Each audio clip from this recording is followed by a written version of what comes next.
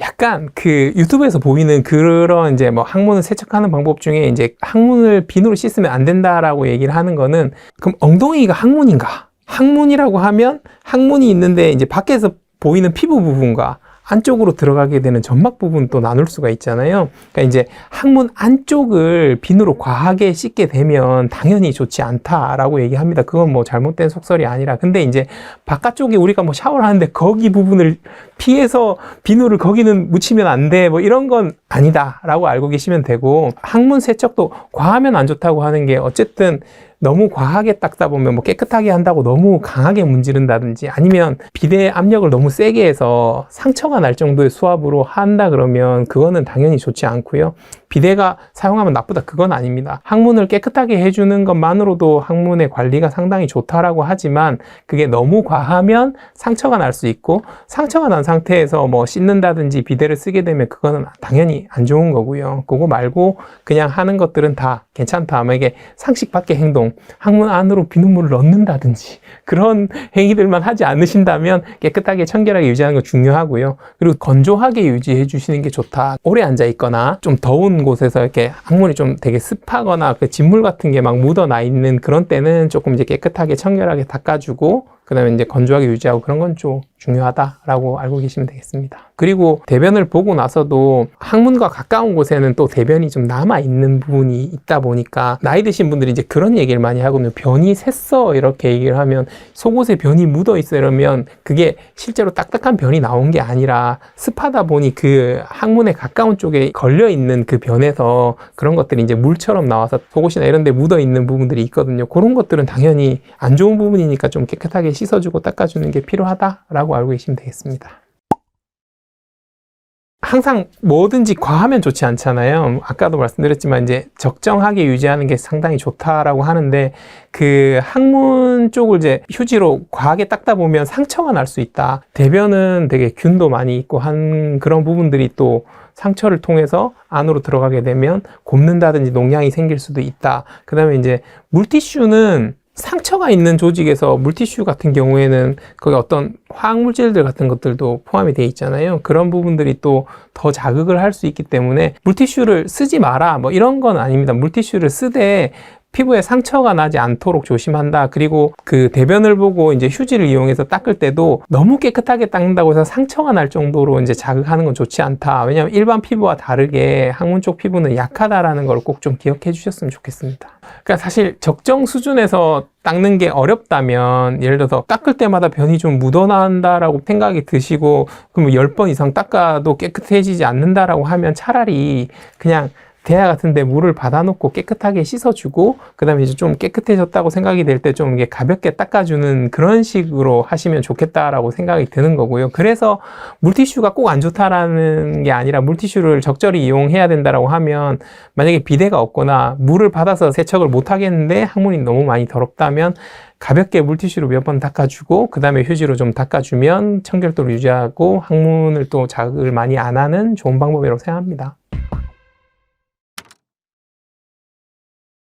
이게 한참 전에 숙변을 제거해주면 몸에 좋다라는 것들 때문에 막 광고도 하고, 뭐 사진 판넬 이런 데 보면 뭐 대변에 그 사이사이에 변들이 막 끼어 있고, 그런 것들을 장을 청소해서 막 비워줘야 된다, 그런 내용이 있는 것들도 있었고 한데, 지금은 사실 그런 내용이 잘 없잖아요. 숙변에 대한 내용들이. 숙변은 원래 남아있는 건 맞습니다. 근데 그거를 주기적으로 계속 비워줘야 된다, 그 정도는 아니고요. 그러니까 숙변이 이제 여러 가지 문제를 일으키는 상황이 되는 경우가, 예를 들어서 개실이 있는 분이라든지 문제가 되겠지만, 사실 숙변 자체를 뭐 주기적으로 꼭 치워줘야 된다, 그런 거는 좀 잘못된 속설이라고 생각합니다. 조치가 필요한 경우가 어떤 경우냐면, 본인은 대변을 봤다고 매일 본다고 하는데 검사만 해보면 대장에 변이 꽉 차 있는 사람들, 그건 이제 문제가 되겠죠. 그러니까 나는 매일 대변을 보는데 변비는 아닌 것 같은데, 근데 뭐 어떤 검사를 해보거나 아니면 배가 아파서 사진을 찍어볼 때 대변이 꽉 차 있다, 그러면 그런 때는 이제 전문가와 상의해서 조절을 받는 게 좋겠다라고 하지만, 난 정상적으로 배변 활동을 잘 하고 있는데 뭐 주기적으로 한 번씩 숙변을 비워줘야겠다, 그건 아니라고 생각합니다. 개실이 되게 생소하실 수 있는데, 대장은 세 층으로 이루어져 있다라고 생각하시면 됩니다. 맨 안쪽에 점막층, 그리고 이제 점막층을 둘러싸고 있는 근육층, 그리고 맨 바깥쪽을 싸고 있는 장막층이라는 게 있는데, 계실이라는 게 실제로 환자분이 생각보다 많은데 사람들이 잘 모르시는 경우가 있어서, 계실은 점막층이 근육층과 장막층을 뚫고 바깥쪽, 장 바깥쪽 이렇게 파이프나 풍선 같은 데서 약해진 부분이 이렇게 볼록볼록 튀어나와 있는 그런 부분들을 계실이라고 합니다.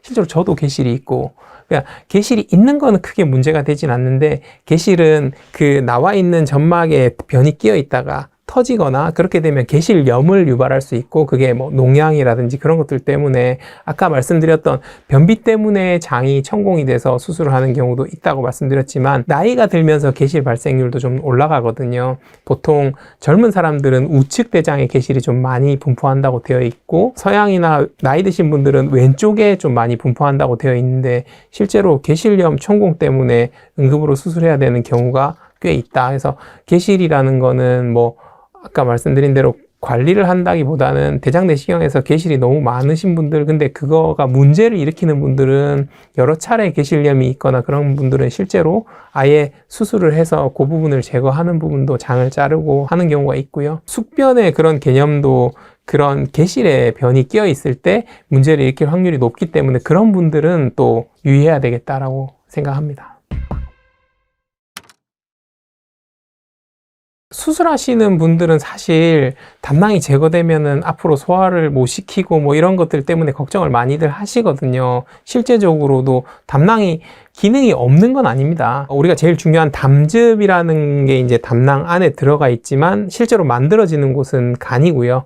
간에서 담즙이 만들어지면 담낭의 역할은 그걸 이제 저장하고 농축하고 뿜어주는 역할을 한다라고 생각하시면 되는데, 그럼 환자분들이 그런 중요한 장기를 띄면 어떡해? 라고 얘기를 하시는 분들이 많이 있는데요. 이게 좀 극단적인 비유일 수도 있는데, 위암으로 위를 전체 절제했다고 해서 환자분이 못 먹거나 그러진 않는다. 우리 몸이 또 적응을 하기 때문에. 쉽게 말씀드리면, 그냥 담낭은 약간 창고의 기능을 하는 건데, 공장이 잘 있는데 창고가 없다고 해서 몸이 뭐 소화를 못 시키거나 그러진 않겠다.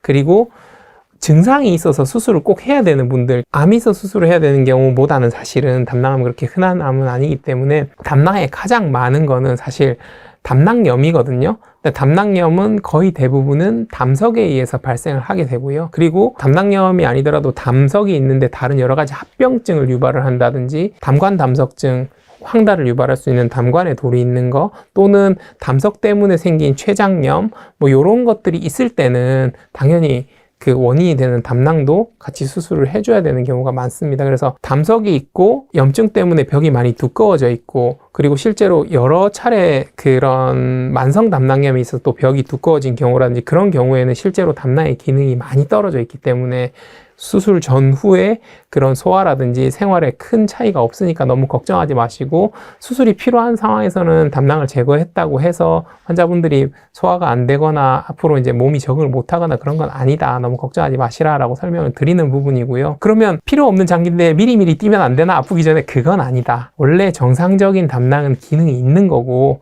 기능이 있는 담낭을 미리 제거할 필요는 전혀 없다. 문제가 됐을 때, 수술을 꼭 받아야 될 때는 너무 걱정하지 마시고 담낭절제 수술을 받으셔도 앞으로 뭐 식사한다든지 소화가 뭐 그런 부분에 대해서는 걱정하지 마시라라고 설명을 드리고 싶습니다. 이게 담낭암도 그렇고 췌장암도 그렇고 사실 위암이나 대장암도 마찬가지인데, 어떤 증상이 있어서 병원을 찾게 돼서 발견이 됐을 때는 치료 시기를 놓치는 경우가 상당히 많다라고 이제 말씀드리고 있고요. 담낭은 좀 더 빨리 진행한다? 발생하는 비율은 좀 낮지만 예후가 좀 좋지 않은 경우들이 많은 게, 조금 더 빨리 진행을 하고, 실제적으로 간이 이렇게 앞쪽을 덮고 있고 그 아래쪽에 담낭이 있다 보니까 증상을 유발하거나 그런 것들도 좀 모호한 편들이 많아요. 그냥 명치가 좀 답답하다, 담낭염도 마찬가지로 늦게 발견되는 경우가 명치가 좀 답답하다, 등이 좀 뻗치는 느낌이 난다, 이런 이제 상황도 담낭과 연관된 증상일 수 있는데, 그런 것들을 좀 처음에는 막 다 검사를 해보는 경우가 드물기 때문에 발견되는 경우도 좀 늦고, 그리고 정말 그냥 염증이라고 생각을 하고 수술을 진행을 했을 때 암이 발견이 되는 경우도 꽤 많이 있습니다. 그래서 실제적으로 이번 달에만 제가 담낭 쪽 수술을 한 50건 정도 했는데, 그 중에서 실제로 조직 검사를 나가 보니까 당연히 염증, 급성 담낭염으로 수술하신 분이었는데도 암이 발견된 그런 경우, 물론 초기였긴 했지만 그런 경우도 있기 때문에 이게 증상이라든지 그런 것들만으로는 담낭을 발견하기는 좀 어렵다라고 이제 알고 계시면 되겠습니다. 그 다음에 담낭 같은 경우에는 또 복부 초음파라든지 그런 것들을 통해서도 잘 발견이 되기 때문에 건강검진을 잘 받으시면, 물론 이제 진행 속도 빠르기 때문에 그 검사와 검사 간격을 언제로 두는 거는 조금 정하기가 어렵고, 이게 또 발생 빈도가 아주 높은 암이라 그러면 얼마에 한 번씩 해야 되는 그런 이제 정해진 바가 있을 텐데, 그런 건 아직 정립된 바는 없고요. 어쨌든 우리가 건강검진을 주기적으로 잘 체크를 해주면 그런 부분들을 빨리 발견할 수 있는 확률이 높기 때문에 검진을 잘 받으시는 건 좋겠다. 그건 맞습니다. 대장암 원래 50대 이후에 발생하는 경우가 많기 때문에 우리나라에서도 이제 40대가 넘어가면 대장암 발생률이 올라가는 거기 때문에 40대부터는 대장 내시경을 해야 된다라고 얘기를 하지만, 우리나라에서 이제 세계 1위라고 나온 거는 지금 이번에 국립암센터에서 조사를 한 거에서 따르면 20대에서 50대까지, 그러니까 젊은 대장암에 속하는 군은 10만 명당 발생률이 전 세계 1위가 나왔습니다. 그렇기 때문에, 그러니까 뭐 남녀를 통틀어서 젊은 대장암이 많다, 세계 1위다, 그거는 맞는 말이고요. 아마도 그래서 최근에 대장암에 대한 그런 관심도라든지 이런 것들이 훨씬 더 올라갔다라고 생각을 하고, 암이라는 게 어떤 음식을 먹으면 잘 걸리고 어떤 음식을 먹으면 예방이 되고 이런 게 딱딱 있으면 얼마나 좋겠냐마는 그런 거는 아니고 좀 많이 복합적인 이유로 생기기 때문에, 대장암에 이제 영향을 미치는 건 당연히 유전적 요인이 지금 큰 부분을 차지할 거고요. 그리고 환경적인 요인도 당연히 식사 습관이라든지 음식의 종류라든지 이런 여러 가지 이제 복합적인 요인에 따라서 발생을 한다. 예를 들어서 뭐 어떤 음식이 가장 안 좋냐라고 하면 이제 1급 발암 물질이죠. 술, 그다음에 이제 뭐 대장암을 유발하는 가장 안 좋은 것들은 가공육류입니다. 흔하게 먹는 소세지나 뭐 그런 것들이라든지 아니면 이제 뭐 기름기가 많은 육류 종류를 탄 거라든지 이런 것들도 다 이렇게 이제 영향을 끼치기 때문에, 음식들 중에서 안 좋은 거를 꼽으라고 하면 그런 것들이 다 안 좋다라고 얘기를 할 수 있겠죠. 그래서 균형적인 식사가 제일 중요하잖아요, 사실은. 지금 먹는 식습관을 보시게 되면, 이전에는 사실 대장암이 우리나라 발생률이 상당히 낮았는데, 예전에는 뭐 우리 육류를 그렇게 많이 섭취하는 나라가 아니었지만 최근에 거의 한 3, 40년 안에서는 발달하면서, 특히 젊으신 분들 같은 경우에는 서구화된 식사라고 하지만 요즘 거의 세계화되면서 식사가 거의 비슷해지고, 그리고 특히나 더 인스턴트 식품을 많이 먹다 보면 육류가 거의 대부분을 차지할 수밖에 없고, 그러다 보니까 아무래도 이제 대장암 발생률이 올라갔다라고 생각을 합니다. 서점만 가봐도 뭐 암을 예방하는 책들 뭐 아니면 책에 이제 뭐 음식들 뭐 이렇게 먹으면 암을 예방할 수 있다. 사실은 가장 건강한 식사는 골고루 균형 잡힌 식사가 제일 좋다라고 하고, 어떤 식품류가 뭐 암을 예방한다라는 부분들은 일견 이제 어떤 암에서 이런 부분들을 먹으면 좋다라고 하는 이제 연구에 나오는 것들이 있지만, 그거를 일일이 찾아 먹을 때는 또 다른 부분에 망가질 수 있기 때문에, 물론 아까 말씀하신 유산균이나 아니면 이제 섬유질이나 이런 것들은 당연히 대장암 유발을 낮춰주는 이제 좋은 인자들인 건 맞고요. 근데 그거를 뭐 유산균을 꼭 먹어야 돼, 뭐 유산균만 먹어야 돼, 아니면 채식만 해야 돼, 그거는 아니다라고 이제 말씀을 드리고 싶어요. 균형 잡힌 식사가 가장 좋은 이제 예방 방법이다라고 생각을 합니다. 수술 후에 이제 딱 몸이 적응할 때는 영양팀과 이렇게 맞춰서, 뭐 아마 다른 병원들도 마찬가지겠지만 정해진 이제 식사들이 있습니다. 뭐 어느 부위를 수술했느냐에 따라서 식사하는 그런 것들이 다 정해져 있고요. 그리고 환자분들한테 이렇게 말씀드리면 조금 갸웃갸웃 하시는 경우가 있는데, 뭘 꼭 먹고 싶은데 이거를 먹으면 안 좋다고 해서 못 먹는다 하면 그것만으로 또 스트레스이기 때문에, 개인적으로는 정말 드시고 싶으면 조금씩 드세요. 그거 나쁜 음식이긴 하지만 아예 먹지 않았을 때 너무 스트레스를 받는 건 좋지 않다. 그리고 이것저것 너무 난 이거는 먹으면 안 돼, 뭐 이걸 챙겨 먹어야 돼, 그런 거에 스트레스를 받는 것보다는 균형 잡힌 식사와, 그리고 아까 말씀드린 대로 이제 그런 것들이 고기류도 마찬가지로 꼭 필요하잖아요. 대신에 이제 너무 과량으로 자주 섭취하는 거를 피한다, 가공식품은 좀 멀리 한다, 뭐 이런 식으로 이제 접근하시면 더 좋습니다. 그리고 물론 당연히 섬유질이 많은 야채나 뭐 그런 것들, 과일이나 그리고 유산균이라든지 이런 것들은 섭취해주면 좋다 그런 얘기를 드리고, 대신에 이제 먹는 걸로 너무 스트레스를 받아서 이거는 먹으면 안 돼, 이거는 뭐 꼭 먹어야 돼, 이렇게까지는 안 하셨으면 좋겠다라고 생각합니다. 우리가 이제 섬유질을 다량으로 섭취하게 되면 장 운동을 이제 자극을 하면서 원활한 배변 활동을 하는데 도움을 많이 준다라고 알고 계시면 될 것 같고요. 어쨌든 기름진 음식이나 이런 것들이 이제 장에 자극을 주면서 우리 장의 점막이라는 이런 부분들이 변화가 오고 나중에 암이 되거나 이런 것들을 유발할 수 있는 그런 독성인자를 포함할 수 있기 때문에 배변 활동을 원활하게 해주고 그런 것만으로도 충분히 뭐 많은 도움이 된다라고 생각합니다.